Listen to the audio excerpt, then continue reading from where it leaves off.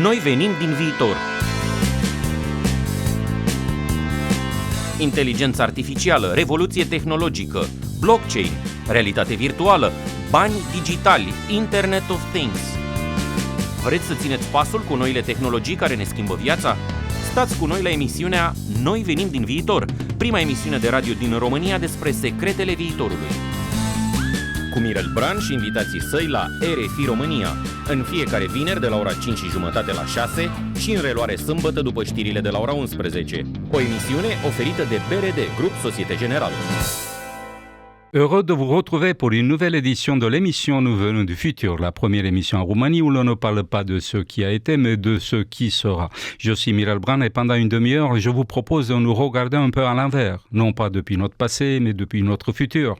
Et l'avenir, c'est avant tout une histoire que nous construisons dans notre cerveau maintenant, au présent, et que nous projetons dans le lendemain. Les secrets du futur se cachent en réalité dans l'alchimie invisible du cerveau. Aujourd'hui, j'ai invité chez Nous venons du futur une personne qui s'est penchée sur cette alchimie. Il a regardé à l'intérieur du cerveau et a vu comment cela fonctionne. Que fait-il plus précisément? Il s'inspire de l'alchimie du cerveau, c'est-à-dire de sa chimie fondamentale, et applique ce qu'il y observe dans le business. Cette démarche porte un nom.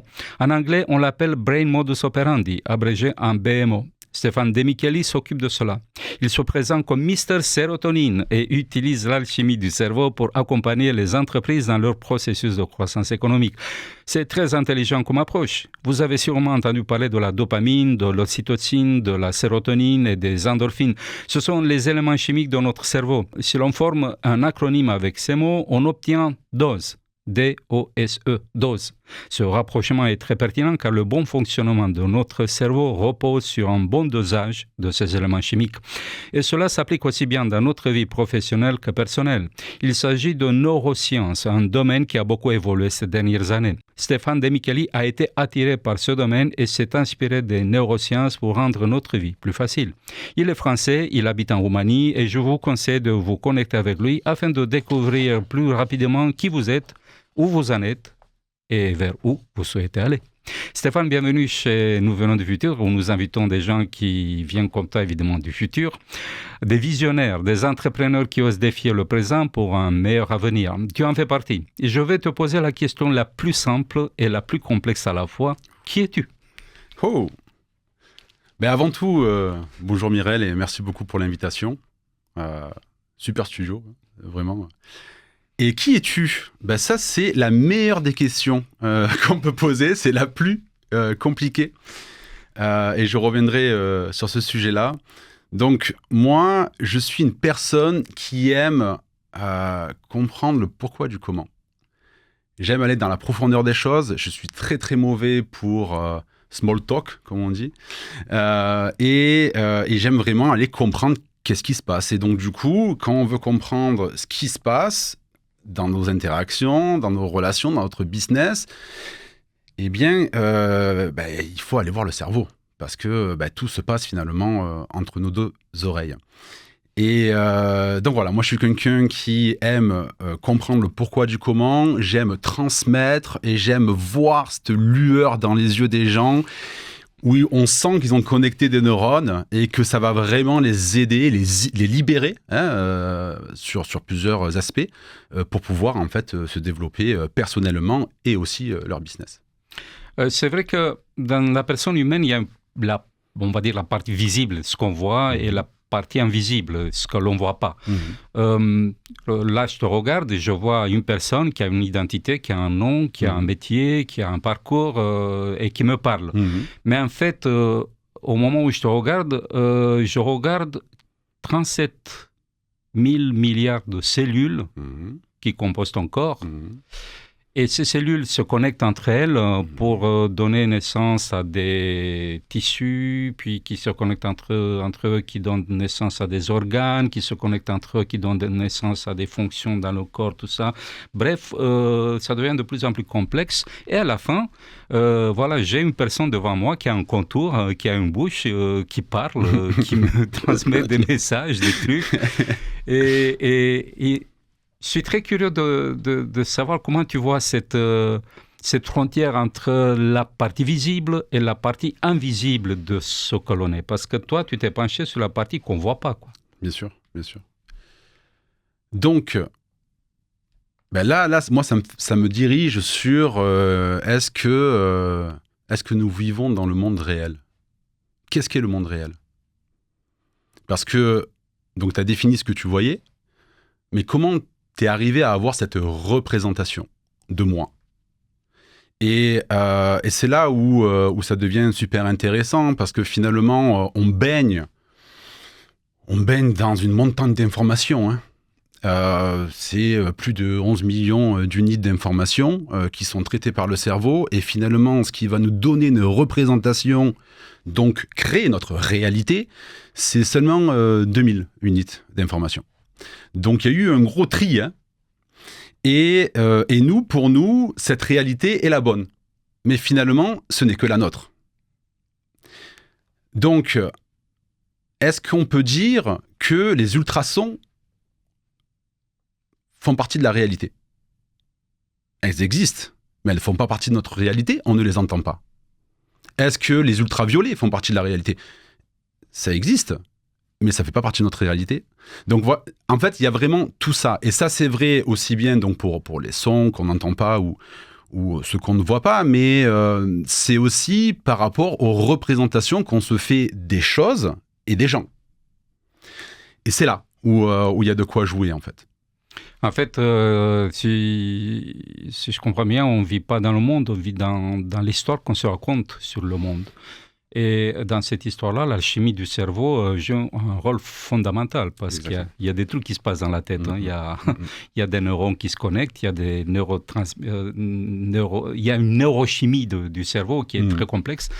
On ne va pas entrer trop dans les détails parce que c'est le côté technique de ce que tu fais, mais pour ceux qui entendent pour la première fois de cette méthode, parce que finalement c'est une méthode, cette histoire de dose. On parle de dopamine, d'ocytocine, de sérotonine, d'endorphine. C'est quoi ? De quoi on parle et qu'est-ce que tu fais avec cette méthode finalement ? Oui, donc c'est vrai que les neurosciences, c'est très très large. Et nous, on a créé une barrière, enfin un pont plutôt, entre deux domaines scientifiques qui sont les neurosciences et les sciences cognitives. C'est vraiment deux domaines séparés. Donc les neurosciences, qu'est-ce que c'est ? C'est tout ce qui se passe dans notre cerveau. Pour le vulgariser, c'est l'équivalent d'un ordinateur. C'est l'ordinateur. Les sciences cognitives, c'est d'aller voir ce flux d'informations, d'aller l'analyser. Donc là, ça serait plus la partie logicielle. Et donc, dans le pont qu'on a créé entre ça, c'était pour avoir un modèle qui soit accessible, universel, compréhensible de tous, et qui nous permet de finalement comprendre comment on prend des décisions. Parce que finalement, on dit qu'on est la somme de nos décisions, donc ça nous définit finalement les décisions qu'on a prises ou qu'on n'a pas prises. Et donc vraiment se focalise sur le côté prise de décision. Donc après, la question c'est comment on définit une décision ? Donc nous, on la définit, en fait on est des êtres vivants, doués de la faculté de mouvement, qui doivent constamment s'adapter, trouver des stratégies adaptatives à un environnement en perpétuel changement. Donc on a un environnement, il ne fait que changer, il faut qu'on trouve des stratégies adaptatives pour s'adapter. Ça, c'est notre définition de la décision, c'est des stratégies adaptatives. Est-ce que tu as une idée de combien de décisions on prend par jour ? No idea. No idea. Je pense qu'il y en a beaucoup. Donc en moyenne, 35 000. Wow. 35 000 décisions par jour. Est-ce que tu as l'impression d'analyser, conscientiser, rationaliser 35 000 décisions par jour ? Pas du tout.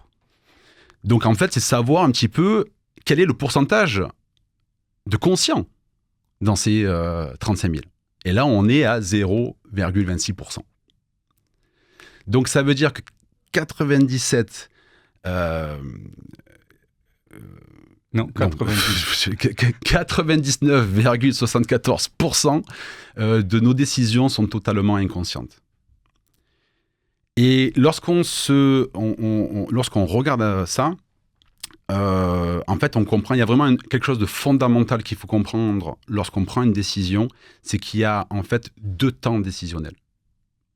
Il y a le premier temps, où 100% des décisions sont prises par l'inconsciente, et de temps en temps, l'inconscient, parce qu'il est sympa, donc 0,26% du temps, va décider de te laisser... voilà, il va te dire, bon voilà, j'ai pris cette décision-là, il va te le monter au conscient. Donc, il y a le premier temps décisionnel, le deuxième temps décisionnel, une décision qui a déjà été prise par l'inconscient, va arriver au conscient, et en fait, le conscient, il a un grand pouvoir, hein, mais il n'a que 2 solutions. Soit il est d'accord avec la solution, avec la décision, et donc il va rationaliser cette décision, ou soit il n'est pas d'accord, et là, il va rentrer dans une boucle de rétroactivité, il va combattre la décision. Pour le rendre un peu plus...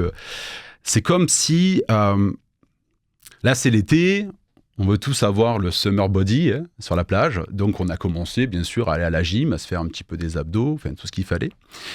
Et après une dure journée de travail, on arrive le soir et on voit sur la table basse la tablette de chocolat. Et on se dit non. Non à qui ? Si on dit non, c'est qu'il y a quelqu'un qui a déjà dit oui. Donc en fait, c'est notre inconscient qui a déjà décidé qu'il allait manger la tablette de chocolat. Et là, on se dit non, on rentre dans une boucle de rétrocontrôle. Et après, on a ce qu'on appelle une tension. Et on reviendra sur ce thème car il est très très important. Et ben, ça dépend. Alors on va se dire, on va peut-être rationaliser, se dire, je vais prendre juste un carré. Oh, hier, j'ai fait beaucoup de gym. Hein. Donc là, j'ai le droit de me faire un petit plaisir. Et en fait, on va rentrer dans cette tension. Des fois, on gagne, des fois, on ne gagne pas. Donc, l'idée, c'est que plutôt que d'amener des outils pour aider cette boucle de rétroaction, on va directement influencer l'inconscient pour que le oui soit aligné avec ce qu'on attend. Noi venim din viitor, prima emisiune de radio din România despre secretele viitorului. Cu Mirel Bran și invitații săi la RFI România. Pour les gens qui veulent faire appel à toi, à tes services, comment on peut te trouver, comment on peut t'aborder? Donc en Roumanie ou... En Roumanie et ailleurs? Donc en France, on a une académie, on a formé plus de 6000 personnes, et ça représente 40% de notre business, où on va former vraiment à ce métamodèle, où on va expliquer finalement les états de tension, on reviendra dessus. Donc d'un côté, il y a la dose, et d'un côté, il y a la noradrénaline cortisol. Donc on va former sur tout ça, et c'est tous les états de tension qu'on a, nous, et comment les contrôler, comment les compenser, voilà. Ensuite, le gros de notre business, c'est quand même, on est un cabinet de conseil et on va intervenir sur des problématiques spécifiques. Donc, parce qu'il y a des personnes, ils n'ont pas le temps ou ils n'ont ni l'envie de comprendre tout ça. Donc, ils vont nous dire, voilà, on a un problème de management, on a un problème de change management, on aimerait augmenter nos ventes, on aimerait avoir un marketing plus impactant, et on va arriver et on va appliquer ça en tant que consultant. Donc, on a vraiment ces 2 aspects. Soit on t'entraîne à le faire toi-même, ou soit on le fait pour toi. C'est plus ou moins ça. Donc ça, c'est en France. On fait aussi beaucoup d'interventions dans les séminaires. On fait aussi des conférences, beaucoup de conférences. Et voilà, c'est ce qu'on fait là en France, principalement, et dans l'ouest de l'Europe. En Roumanie, en fait, on fait rien. On fait rien. C'est moi qui a décidé à un moment donné de me dire j'aimerais beaucoup amener ça en Roumanie. Donc qu'est-ce qui s'est passé? Tout a commencé avec le Covid, où je travaillais non-stop. J'étais dans mon bureau non-stop, je voyais pas le jour, je voyais pas mes amis. Et le Covid arrive, tout le monde panique. Moi je suis là, je me dis Ça me change rien à ma vie. C'est tout pareil. Mais bon, on sait comment est le cerveau. Lorsqu'on te dit tu ne peux plus faire ça, d'un coup, tu as envie de le faire. Et donc, j'ai commencé à avoir une frustration de ne pas rencontrer les gens, de pas tout ça. Et il se trouve que ce qu'on a créé en France, on a des communautés un peu partout en France, à Lyon, à Marseille, à Paris, à Bordeaux. Et on se retrouve tous les mois pour échanger sur les expériences, comment ils ont appliqué ça dans le business, comment ils ont appliqué ça dans leur vie personnelle, et c'est super, parce qu'il y a vraiment un échange, un retour d'expérience, c'est top. Moi, je peux pas y être tout le temps. Et j'aimerais. Donc du coup, ça a été une première chose.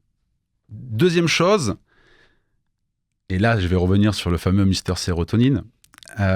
Deuxième chose, donc on fait aussi des masterminds avec des groupes d'entrepreneurs. Voilà, on a beaucoup de services pour les aider à mieux vendre. Et à chaque fois, donc je reviendrai sur les neurotransmetteurs, mais je dis le plus important, c'est la sérotonine. Et je reviendrai sur pourquoi c'est le plus important. Je faisais que de dire, avec ce que vous avez entre les mains, vous avez le pouvoir de transformer les gens et de recréer votre environnement, de le façonner.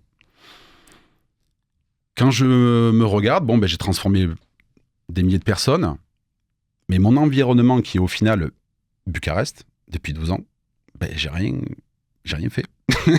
Donc là, j'ai eu ce qu'on appelle une dissonance cognitive qui m'a fait dire, ok, je vais faire un side project qui va être de faire une cohorte cette année avec, et là je suis à la recherche donc de personnes qui sont déjà des doers, qui font déjà des choses, qui shapent déjà leur environnement pour leur donner un outil qui va juste leur faire comprendre ce qui marche, pourquoi ça marche et pourquoi ça marche pas. Donc voilà, ça c'est ma petite mission, c'est ce que j'aimerais apporter en Roumanie. Et ouais, du coup ça me faisait penser à la deuxième à Mister Sérotonine. Tu as eu une question très très pertinente au début. Qui es-tu ? Et cette question, si je demande à n'importe qui, 99,8%, je dis un nombre au hasard, mais plus ou moins vont répondre je suis un parent. Je suis CEO dans cette compagnie. Ils vont se définir d'une certaine façon. Mais s'ils ne sont plus CEO, est-ce qu'ils sont moins eux ? Avant d'être parents, ils étaient moins eux. Donc en fait, c'est toute cette compréhension de ce mécanisme de la sérotonine qui est le neurotransmetteur le plus puissant parce que c'est le neurotransmetteur qui te donne la nécessité d'exister.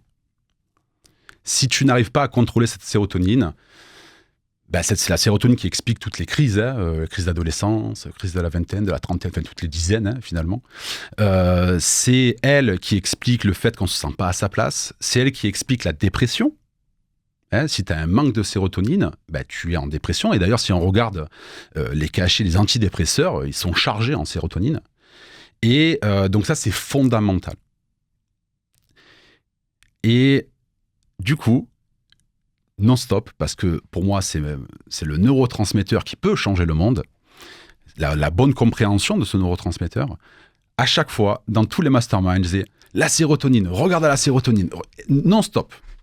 Et en fait, mes clients, ils ont commencé à faire une blague, en fait, à dire, ouais, mais toi, avec ta sérotonine, ouais, mais toi, Mister Sérotonine, ils ont commencé à m'appeler comme ça. J'ai fait, ouais. Et donc, du coup, en fait, d'une blague, je l'ai on body, je l'ai intégré, j'ai dit, c'est Mister Sérotonine. Noi venim din viitor, prima emisiune de radio din România despre secretele viitorului. Cu Mirel Bran și invitații săi la RFI România.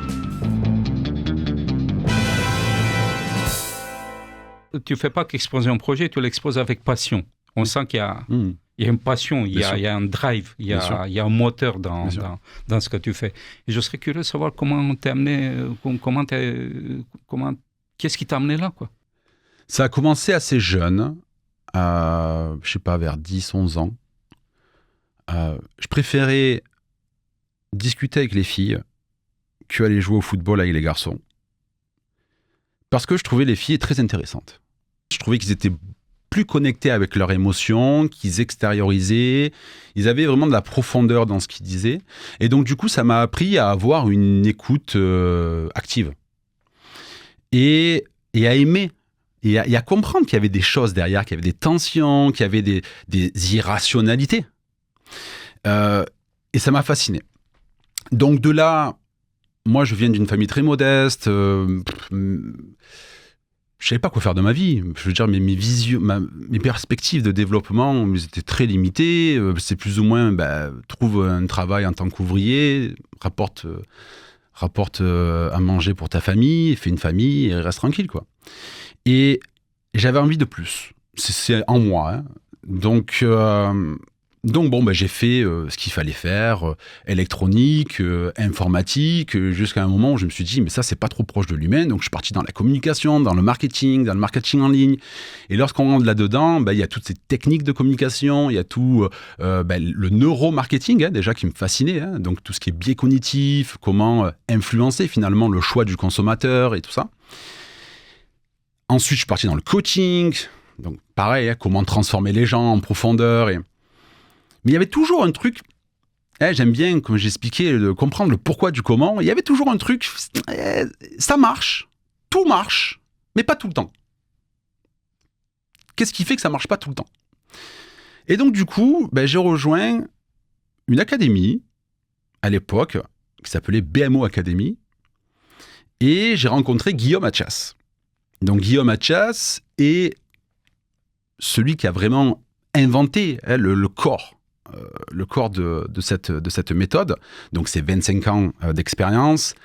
Il a commencé à étudier les sciences cognitives et les neurosciences à 13 ans. Moi, à 13 ans, on faisait pareil à 13 ans. Hein. C'est-à-dire que je séchais les cours. J'allais au bar en face, je jouais au baby. Lui, séchait les cours pour rentrer dans des amphithéâtres qui parlaient de neurosciences et de sciences cognitives. Bon, chacun son... Et de là, donc, il a créé ça, il a testé dans plein d'environnements différents jusqu'à se dire, là, j'aimerais vraiment le partager. Et le succès que ça a eu, j'aimerais le partager. Je suis rentré dans son académie, j'ai fait donc, du coup, son parcours. Et là, il y a un avant et un après. Là, ça a totalement changé ma vision de moi, des autres. Ça a transformé mon business, ça a transformé ma vie personnelle et ça m'a tellement impacté profondément que j'ai tout donné. J'ai commencé à en parler de partout, j'ai ramené du monde et à un moment donné, il a dit c'est pas mauvais en marketing, en système, tu m'as ramené du monde si on s'associait. Et donc là, du coup, maintenant, on est associés et on est 3 associés. Donc, il y a Guillaume Attias, qui lui est l'expert du cerveau. Il y a Jeff Barcelo, qui lui est un artiste, c'est un mentaliste, c'est un magicien, mais c'est aussi un excellent copywriter. Donc, lui, c'est vraiment le cœur, parce qu'on a des neurones dans le cerveau, dans le cœur, et aussi dans les intestins. Donc, il y a ça, c'est moi, le côté entrepreneur qui fonce, qui teste des choses. Et donc, du coup, il nous a présenté son modèle. On est tous les deux, moi et Jeff, tombés amoureux de son modèle. Et on s'est dit, mais comment le rendre encore plus applicable ? Encore plus le vulgariser, encore plus, mais que ça reste juste, bien sûr. Comment arriver à impacter encore plus de gens ? Et c'est là où on a commencé à créer des modèles spécifiques par rapport à un problème spécifique. Parce que lui, il avait créé le métamodèle. Et comment on arrive à appliquer... Alors déjà, c'est... super travail d'application de toutes les recherches scientifiques, parce que tout ça est basé sur des vraies recherches scientifiques. Mais comment on arrive à être encore plus précis ? Et donc là, on a fait tout ce travail-là. Aujourd'hui, principalement, nos 2 gros produits, c'est inverser le jeu de la vente, donc c'est très vente, et c'est comment faire en sorte que le prospect te supplie de signer avec lui, et inverser le jeu du management, où on va créer ce qu'on appelle des négociateurs. Donc, on va les apprendre à voir ce que la personne revendique. Et là, on revient encore sur la sérotonine. Parce que la sérotonine, c'est la nécessité d'exister. Et en management, il y a énormément de choses à faire à ce niveau-là, parce que les cours de management, souvent, ça va dans la deuxième décision, c'est la deuxième partie. Tout ce qui est framework, tout ce qui est technique de vente, tout ce qui est tout ça, c'est pour t'aider à avoir ce rétro-contrôle. Mais pourquoi ramer lorsque tu peux directement influencer finalement la décision à la source ? Et donc là, voilà, il y a toutes ces techniques de négociateur. Noi venim din viitor, prima emisiune de radio din România despre secretele viitorului. Cu Mirel Bran și invitații săi la RFI România. Tu vis en Roumanie depuis un certain temps. Comment tu vois ce pays ? Quelle Roumanie traverse ton regard ? Comment tu te positionnes dans ce pays ? Moi, je suis du Sud, je suis d'Avignon, d'où mon accent. L'accent te trahit. Et donc, c'est vrai que à Paris, c'est super sympa, je me suis fait de super amis, mais c'est plus compliqué. Là, je suis arrivé à Bucarest, super bien accueilli, des gens formidables, super accueillants, super ouverts, super curieux. Et donc, j'ai adoré.